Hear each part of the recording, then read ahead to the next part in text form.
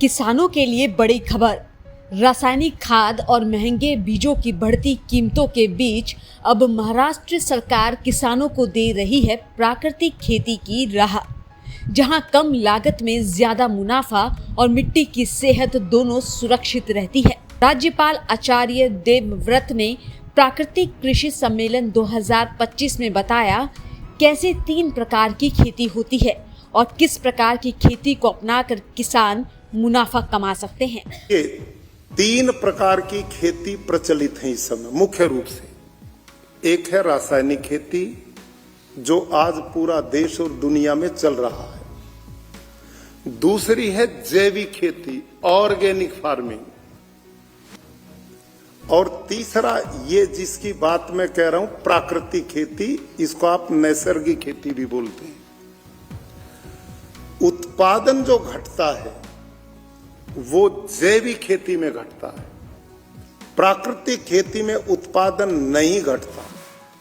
ये मेरे पास एक रिसर्च है और ये गुजरात की 4 एग्रीकल्चर यूनिवर्सिटी है। उन चारों एग्रीकल्चर यूनिवर्सिटी में पिछले 5 साल से मैंने वहां के साइंटिस्ट को खुद वहां जा करके उनके मॉडल फार्म बनवाए। एक रासायनिक का बनवाया, दूसरा जैविक का बनाया और तीसरा प्राकृतिक का बनाया। और इन लोगों ने 3 साल लगातार इस पे रिसर्च किया है और चारों ही यूनिवर्सिटी की ये रिपोर्ट उन्होंने अब छाप दी है, जर्नल में वो भेज रहे हैं। और उसमें उन्होंने क्लियर बोला है कि प्राकृतिक खेती में उत्पादन पहले ही साल उतना मिलेगा जितना रासायनिक खेती से मिलता है। ये यूनिवर्सिटी की रिसर्च है। ये जैविक खेती का प्रचार हमारी भारत सरकार और प्रदेश सरकारें पिछले 30-35 वर्षों से कर रही है, लेकिन इतना सब कुछ करने पर भी पूरे देश में कोई भी जैविक खेती के सफल मॉडल नहीं बन पाए, क्योंकि उत्पादन उसमें पूरा नहीं मिलता। इस करके लोग हमारे वाली को भी वही समझे बैठे हैं, प्राकृतिक और जैविक का भेद ही नहीं जानते, अंतर नहीं जानते। एग्रीकल्चर साइंटिस्ट भी नहीं जानते, एग्रीकल्चर डिपार्टमेंट के भी लोग नहीं जानते। खेडूत कैसे जानेगा? अब उन्होंने पिछले 35-40 साल जो जैविक देखी और उसका परिणाम उत्पादन में कमी देखी, और रही सही कमी पूरी श्रीलंका ने कर दी। अब श्रीलंका का उदाहरण देते हैं आप सबके सामने। एग्रीकल्चर साइंटिस्ट लोग भी वो क्या बोलते हैं कि श्रीलंका ने जैविक खेती की, भूखा मर रहा है। मैं भी कहता हूं जैविक से तो वही होगा जो वहां हुआ है। अब समझिए जैविक खेती है क्या। मैं स्वयं 200 एकड़ की खेती करता हूं अपने गुरुकुल में। मैं किसान हूं, मैं हल भी बहुत अच्छा चलाता हूं। गाय का दूध निकालने भी मैं फर्स्ट आया था एक बार, और मैं सही खेती करता हूं। अपने खेत में मैं वही रासायनिक करता था जो आप और हम सब ज्यादा मात्रा में करते हैं। ट्रॉली भर भर के यूरिया, डीएपी, जंतुनाशक सब डालता था।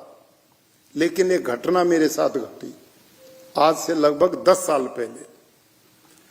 मेरा खेती कर्मचारी धान का जो चावल का खेत था उसमें स्प्रे कर रहा था पेस्टिसाइड का, और वो उसके बगल में चढ़ गई, वो वहीं गिर गया, बेहोश हो गया।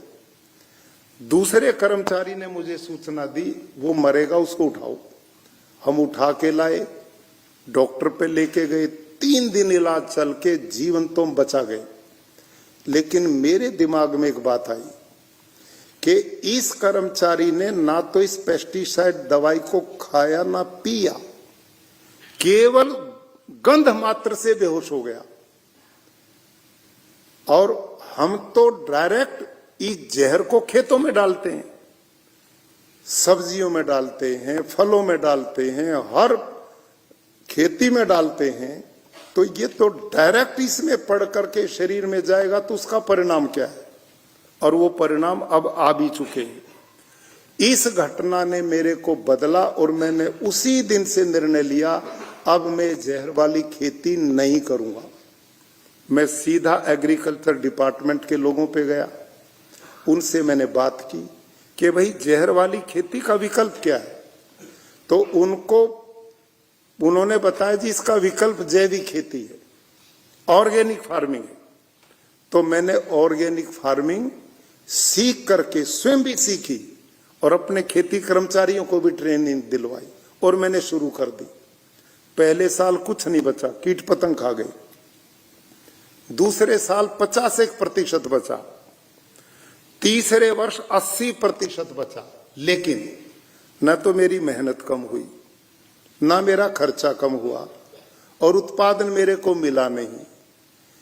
तो मेरे दिमाग में आया, तेरे पास तो ये 200 एकड़ जमीन है, यदि किसान पे है ही 2-2.5-3 एकड़, वो इस जैविक खेती को करेगा तो भूखा ही मरेगा, क्या बनेगा उसके परिवार का।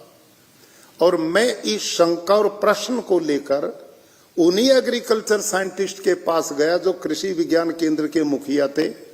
उनका नाम डॉक्टर हरिओम था, एग्रीकल्चर यूनिवर्सिटी हिसार के सीनियर साइंटिस्ट, मेरे परिचय में भी थे थोड़ा।